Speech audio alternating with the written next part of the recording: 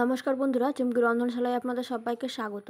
আজ হাজির হয়েছি আলু দিয়ে লাউ ডাঁটা শাকের দারুণ টেস্টি রেসিপি নিয়ে। গরম ভাতের সঙ্গে রান্নাটি খেতে অসম্ভব ভালো লাগে।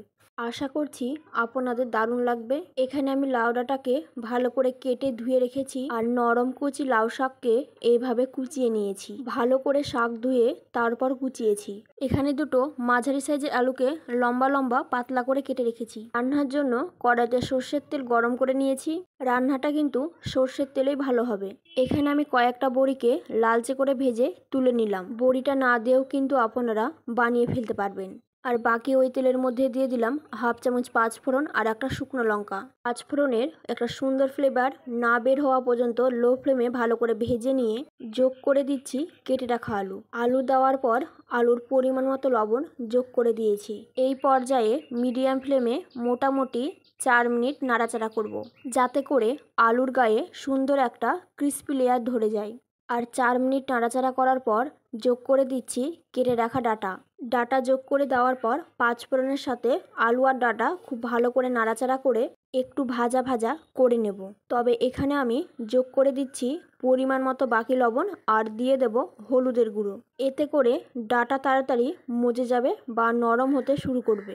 লবণ হলুদ দিয়ে ভালো করে নাড়াচাড়া করে মিশিয়ে নেব।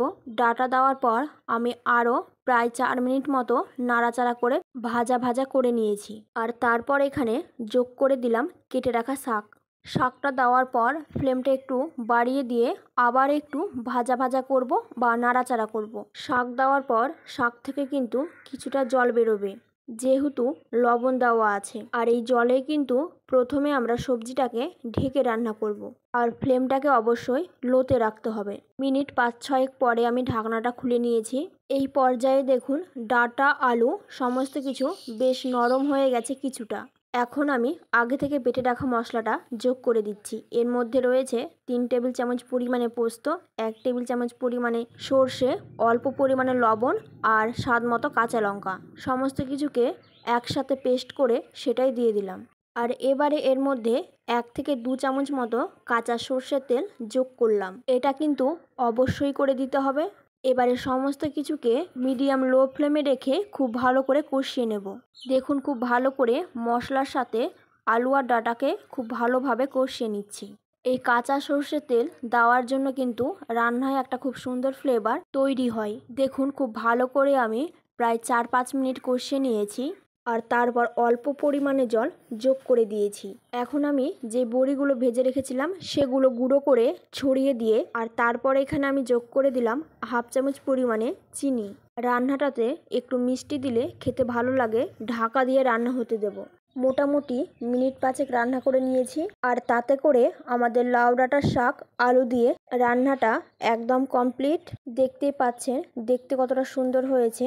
আর গরম ভাতের সাথে খেতে কিন্তু সুন্দর লাগে। আমার আজকের রেসিপি আপনাদের কেমন লাগলো অবশ্যই আমাকে জানাবেন। ভালো লাগলে লাইক ও শেয়ার করার অনুরোধ রইল।